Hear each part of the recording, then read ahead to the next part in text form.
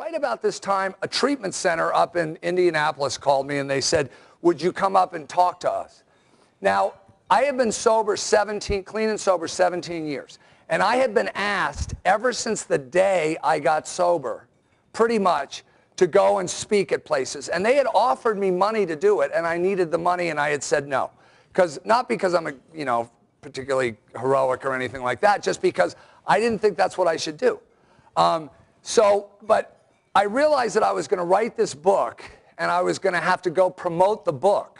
And much of the book, there was going to be this sort of difficult stuff of my life. So I better get used to talking about it. So I said yes, and I went up to Indianapolis. It was the middle of winter, they said, would you do some press the day before? And I said, sure.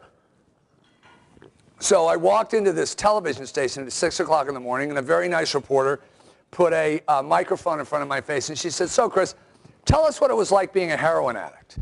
Now, that's a very difficult question to answer if your friend asks it. If it's asked to you on television, it's really hard. But because I come from a political family and I know how to get out of tight situations with my words, I sort of talk my way out of it, and I'm thinking, I can't write this book. I can't talk about this stuff. This is a bad thing to be talking about. You don't want to talk about mental illness or heroin addiction or anything else like this on TV. I mean, people are going to get mad at you. It's not going to make you look good.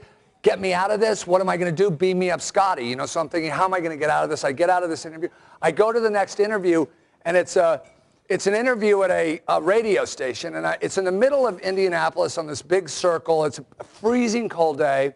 I'm looking out at this monument, this war memorial there, this monument circle, and I'm thinking, and these two DJs are going back and forth, like, how many women did you sleep with? That, really embarrassing questions, and I'm thinking, I can't do this. What am I going to do? How am I going to get out of this? I'm looking at this big picture window, and a guy walks up to the window. He's about 50 years old. He was African-American. He was obviously homeless by the way he was dressed, and he walks right up to the window, right in front of me, and he puts a sign on the window that says, can you help me get sober?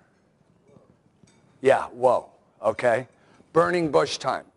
Now, it wasn't that big of a miracle because there were speakers outside. The guy could hear what I was saying, but still, I motioned him over to the side. After the interview, I run over there. I go, his name was Lawrence. He'd been living in a dumpster for 5 years, never been sober.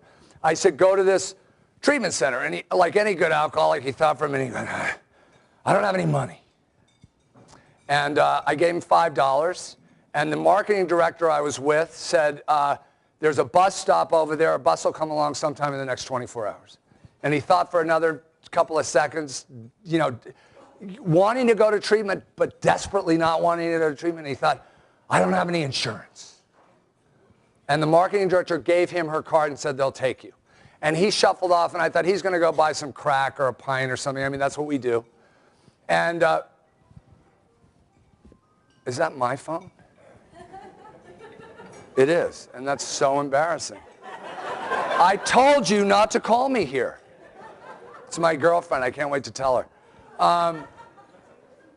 In any event, he shuffled off, and I go back to my hotel room, and 2 hours later, I get a call, and it's the marketing director. She says, guess who's here? And he gets on the phone. He goes, you know what, Chris? I really didn't want to go to that treatment center. But I walked up to that bus stop, and the first bus that came by went right to the front door. I took it as a sign. And you know what? He got sober, and he stayed sober, and I haven't shut up since.